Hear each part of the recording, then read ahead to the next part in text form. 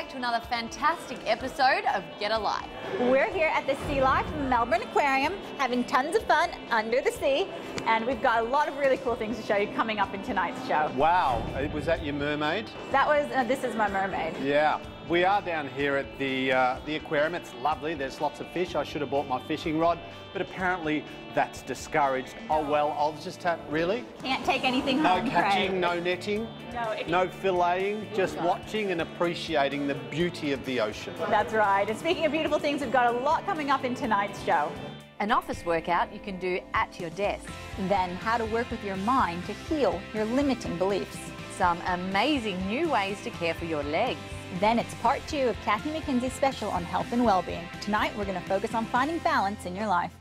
But first up tonight, we're going to take a look at a new fitness program for mums that involves babies, mums and babies in the same program. It sounds like a time-saving, cost-saving, fitness-building thing. Let's take a peek. For all you new mums out there, you've got to listen up to this segment because we've got Sarah here from Kanga Training who's going to teach us a way how to get trim, taut and terrific with baby in tow. Hey Sarah. Hi. Tell us about Kanga Training. How did you get started on all this? Well, I came across Kanga Training when I was actually on a family holiday with my family back in 2012. I was obviously over there visiting a friend and we were planning our days and she sort of said, well, come along and see what I do at a Kanga Training class. And we just sort of said, what's that? And she said, it's a workout I do with my baby. And we were quite interested and curious, so we went along, walked into a studio with 25 mums and babies and thought, how is this going to work? And obviously from start to finish, watching the whole class, by the start, you know, that was sort of the mayhem, and by the end of it, all the babies were asleep, and it was literally like that light bulb moment where we walked out and thought, wow. That was amazing. I wonder if it's in Australia. So you decided to maybe bring it down to Australia and see if mums here would be interested. We sort of came back and did a bit of research and thought there's really nothing out there that involves both mother and baby that they can do together. So we decided to launch it here in Australia, and I flew back to Europe 6 months later, did the qualifications, came back, and we started classes early 2013. And started our instructor programs mid-2013. So how does an actual class work? How do you train with your baby? Look, it's an hour's class. We do some floor work, which the baby is very much incorporated into and sort of in a way used as weights in a safe and obviously effective way. The babies go into carriers, and for the rest of the 45 minutes of the class, the babies you know, continue on with the mums the way that they move, and they generally fall asleep by the end of the class. Very well behaved asleep, and mum has got time to herself.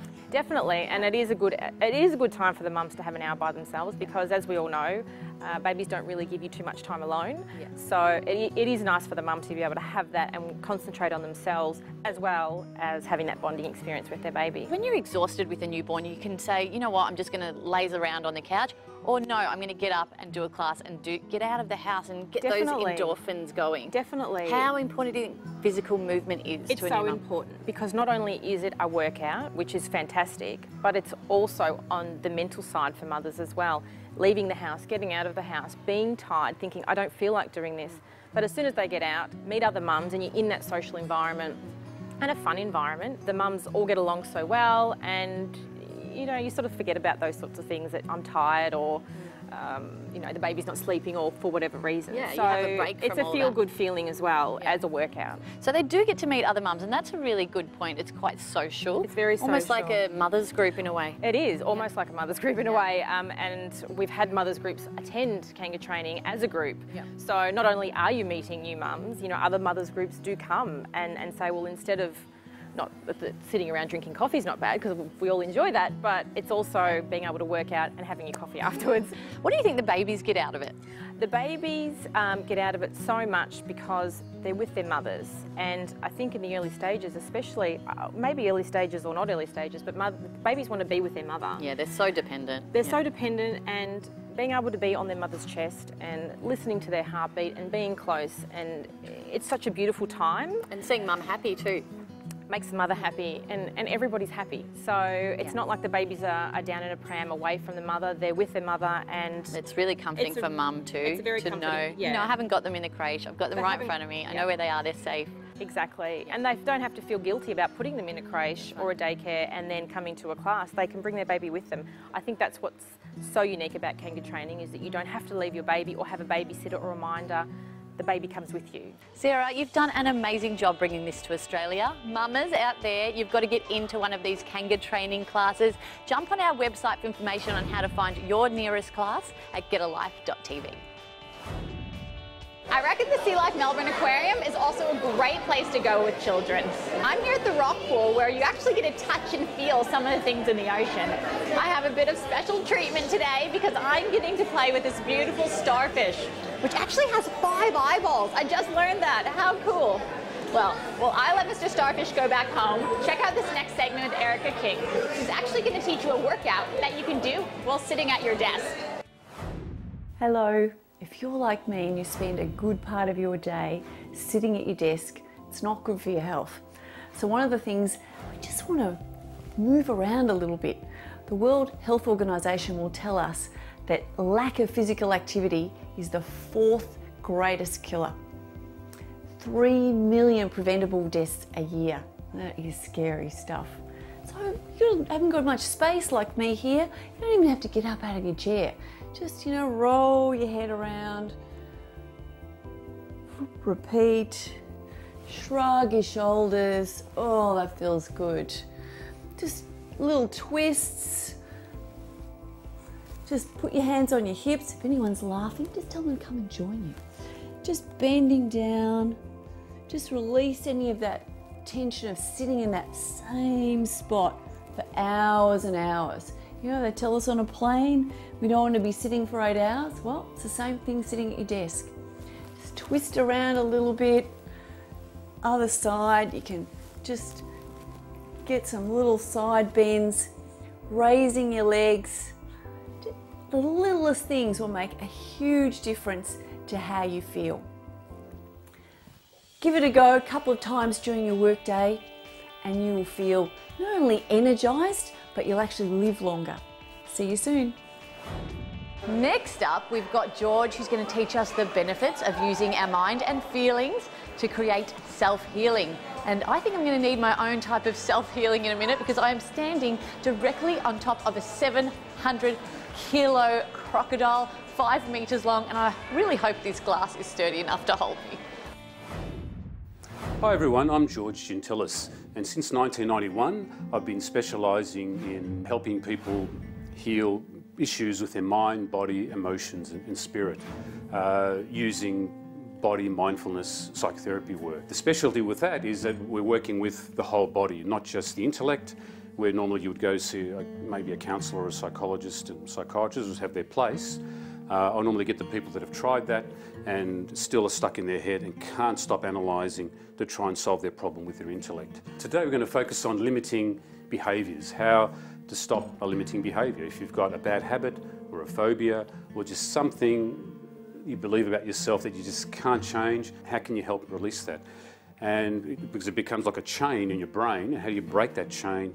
And to break that chain, really, you've got to work with the whole body, and you can't just change it in the intellect, it's got to be released in the body as well. So that's what I specialise in. The very best thing I've found to start off with is what I call PSH therapy, or body subconscious processing, which I've developed a mindfulness version of PSH therapy.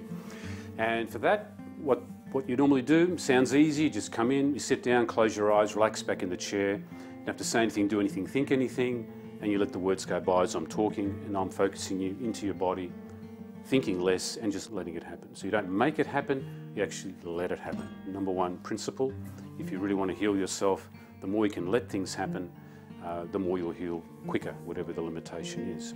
And the other key is you don't have to know why you've got that issue.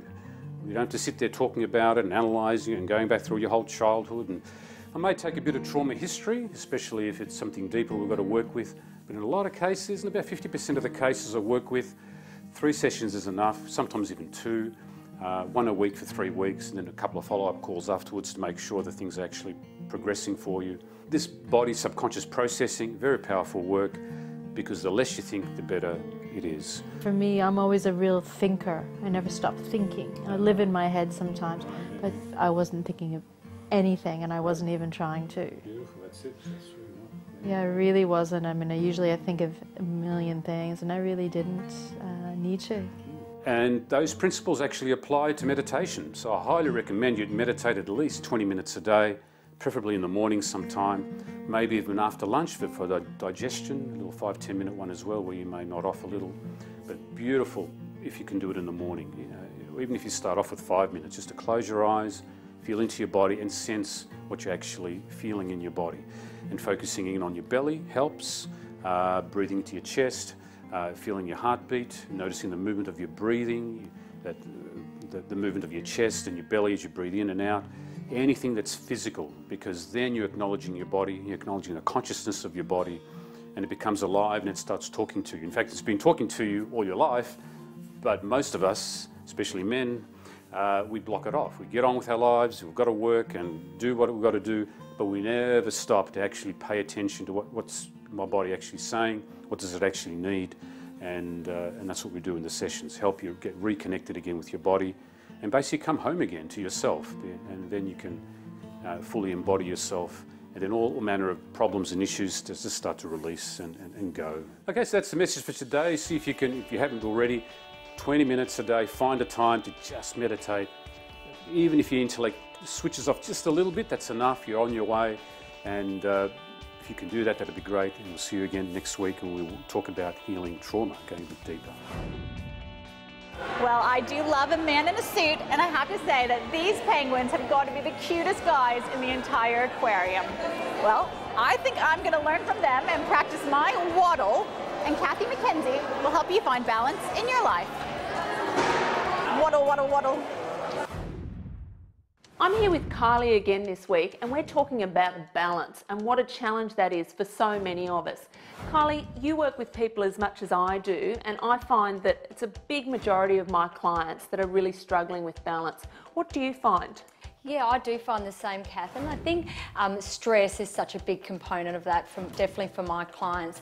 I think it's important to realise that a certain amount of stress in your life is okay and quite normal, but it's when it starts to impact on you negatively, whether that be mentally, physically, emotionally, that we need to start to look at some ways to start reducing stress. So people need to recognise those times when physically that stress is starting to impact them. And I do a bit of a check with people around what are they actually focusing on and what is it that's causing them to feel a bit out of balance and a bit anxious about things. One of the things that I find is an issue with a lot of people is that they're focusing on things they actually can't control. So you're not going to be able to manage your stress if you're paying attention to things that you actually can make no difference with anyway. Yeah. So a key part of managing our own balance is to prioritise and think about the things that we can control in our lives and make choices around deciding what can we actually influence or control that will reduce our stress. What is a technique or something that you use with clients that you find really works? Yeah, well, Kath, I love to use mindfulness with my clients. It's a wonderful way to help my clients to be able to reduce the chaos that's in their mind and that constant thinking. And I find that when we can reduce the thinking, suddenly we can start to have more calm in our lives. So what's an actual technique? Like if you were to teach me now a mindfulness technique, just walk me through it. Yeah, sure. So what I'd do is I'd encourage you to be creative and imagine a stream. A beautiful stream with some lovely big leaves on the stream. And with those leaves, they're floating down river.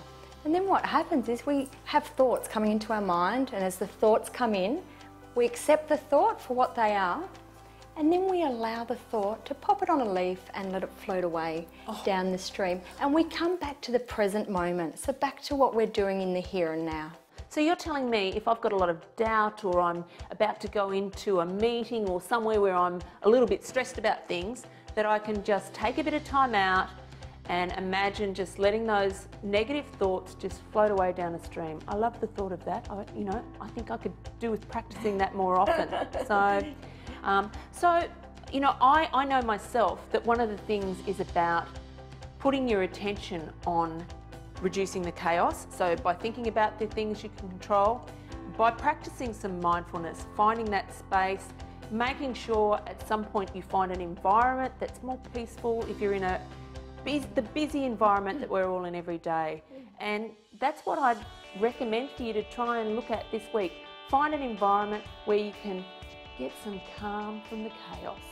We're all in the busyness, you know what it's like, you know, you've got kids, families, it's crazy. So great to join you and get a technique that I can use. And next week we're going to talk more about how exercise is also a great way for reducing stress. This week I spoke with the lovely Melissa from Humming Puppy. Is that a great business name or what? Humming Puppy. She's very bendy, she's very calm. I need a little bit of that. She's very zen. And we spoke about yoga, the features, advantages and benefits. And I've just been doing a little bit myself. You probably can notice how supple I'm looking. Let's take a look at our chat while I take a look at some more fish. Melissa from Humming Puppy, Mel from Humming Puppy. Hi. Hi, Craig. How you going? Thanks for joining me on Get a Life. Thank you for having me. Now, you are Humming Puppy, for those people who don't know, which will be most of our viewers for the minute, is a yoga centre. We call it a yoga centre? Yeah, yoga studio. Yoga in studio. Mm-hmm. And it's fair to say that I, which is how this eventuated, I made my yoga debut very recently. Very good one, I might say. That is complete rubbish. I was absolute rubbish. She's being nothing but nice. I was really bad. But the funny thing is though, what was good for me doing yoga, it made me realise how much I need to do it. And I said to you before off air, and I mean it, like I need to come back. And I don't need to come back because I loved it and I didn't hate it, but I just realised how much my body needs to move that way. Because even with all of my training and all of my knowledge and all of my experience, my body in some ways is still pretty dysfunctional. Well, I find it amazing that when you have, you're overweight, you automatically say, I need to go to the gym. But then when it comes to yoga, oh, I shouldn't go to yoga because I'm not flexible enough. It's just completely the opposite relationship. Like, you're not flexible, so you come to yoga. You don't need to be the most bendy person in the room to get the benefits from the practice. You worked for me for a while, so you were a personal trainer and you work with people helping them achieve their goals and all that stuff, but clearly there was something else about yoga. I was very physical, and actually in the gym, so much masculine energy. For me to be able to hang out with the boys that whole time, everything is physical, we're relating to people on such a physical level, and it wasn't enough. It wasn't enough for me, and I actually went because I was in a very, a low place in my life. So to be able to find out, why am I still not okay with myself? Why am I still seeking? Why am I not okay? And someone suggested, go and do yoga teacher training. I didn't want to teach yoga, but I thought as a self-development thing, because I'm always here to improve myself, same thing, I set off to India and did my teacher training. And then it was such a profound experience for me, and there was no way I couldn't teach it. There was nothing that I wanted to give people more than what I got from that training course. So here I am teaching yoga. Profound. How? What happened? What happened to you in India? I was able to stop, to slow down all the consistent jargon and chaos that is always in our minds from doing, seeking, striving, trying. Just to stop, and the more you allow the dust to settle, the more clarity you have, and clarity on yourself, what you want to do, a true relationship to yourself. And yeah, it's like, I'm okay now. Like, I'm not sitting here looking at the mirror. I can go days without looking at myself in the mirror. To disconnect from the physical that was so in my face all the time was really powerful, because this is not going to last. So I had to find another way to sustain my contentment, my happiness, to have a steady state of in my life, to not be such a chaotic roller coaster, which is what we think is normal, but is it, I think with yoga, it just gives you space, full stop. Space in body, space in mind, to see things a little more clearly, to see what you want more clearly. When you're go, go, go all the time, how on earth can you see anything clearly, And then you have a midlife crisis, and then people wonder why, because you've ticked all the boxes. You got married, you got the car. I thought I'd feel a lot more happier than I do now, because the boxes are ticked, and then it all goes downhill. And it's like, well, maybe figure out what's going on, Anyone around Australia that's watching this, is there kind of do this and don't do that? go to a yoga studio, experience it. If you don't want to, even allowing yourself to have some time, quiet time at home. Yoga is not just physical postures. If you choose to sit, not even in a meditation, allow yourself some stillness for 5 minutes a day, that will be very, very profound for you. You'll start to see the benefits of slowing down, and yeah, maybe that might encourage you to get on into a studio. It's been great. Thanks for your time. Thank you. You're awesome. Well, I work with a big mouth, Craig Harper, but I think this one takes the cake. Now, next up, the segment we've got for you is to get the best looking pins you can. Let's go check it out.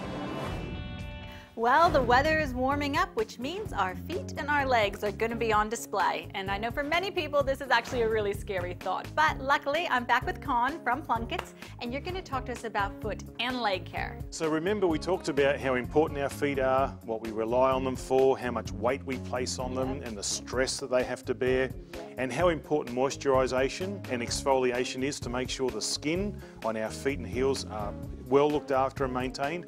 Well, now we want to talk about the problem of odour. And I know it's not a very pleasant subject, but for some people it can be a real concern. And obviously, we said there are 2,500 sweat glands in one foot. That's a lot. And they do an effective job at perspiring and sweating in order to cool our feet down. The problem is, for some of us more than others, they create an odour problem. And that extends to socks and shoes, and then that odour gets ingrained in footwear, and they can just smell out the whole walk-in robe. That's right, and it ruins your shoes, and it's quite embarrassing. And the key thing to do is obviously minimise the perspiration if people are excessively sweating, but more importantly to neutralise the odour which causes bacteria to flourish. That compounds the problem and it grows, so we need really a specific product in order to control that. So what type of product can actually combat that?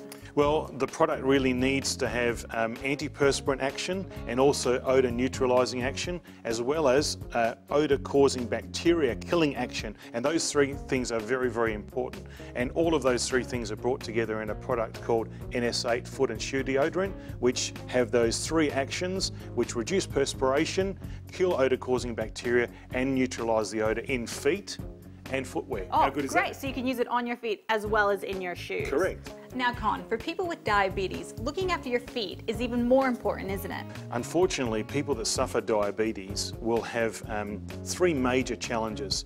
They will absorb less moisture, I should say, in their body, and that's crucial to maintain moisture levels in the skin. So they will suffer dry skin, and that will lead to the skin becoming very dry, cracked, and obviously we've talked about problems that happen with bacteria and fungus entering into cracked and open skin. They also suffer a condition called peripheral neuropathy, which is a loss of sensation, so they don't actually feel pain. And the other thing is, it's really important for a diabetes sufferer to be very careful not to be tempted to use physical abrasion to remove dead, thick and built up skin, because obviously not feeling the pain, they can actually rub away skin too far, and that can lead to infection as well. Is there an exfoliation process, or how do we combat it? The good thing about the heel balm that we talked about last week is that it gently exfoliates the skin using natural exfoliants, so we don't need to use any physical abrasion. And that's important. For diabetics, NS8 heel balm is the perfect solution to dry, thick and built up skin.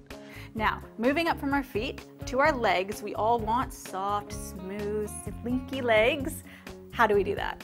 Well, legs, you can apply a normal lotion, and some people do, but you can do much better using a specific product designed for dry and scaly legs. And some women tend to be prone to that, particularly below the knee. And so they need a specialised product that can supply essential emollients and gently moisturise the skin back to its normal condition so it's not rough and scaly, and ingredients like antioxidants and vitamins. Vitamin C is good, vitamin E is good, vitamin A, that can help nourish the skin, and honestly it's not that hard with a specialised product to have beautiful silky smooth legs. For more information, head to the Get Alive TV website for some great offers. And Con, what are we talking about next week? Next week, Tylee, we're going to be looking at vitamin E and how important it is in looking after our skin. Well, thanks, Con. That was fantastic. Lots of information to take on board. Clearly, the girls are listening and paying attention when it comes to the skin thing.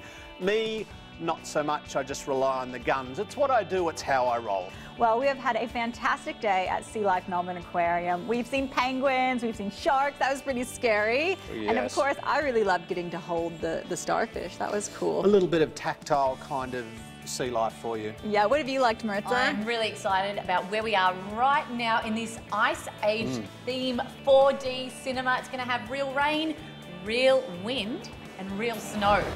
Oh, we're about to get underway. Oh, here we go. Looks like the show's about to start. Until next time, guys, Get alive. Wow, it's actually snowing in Melbourne.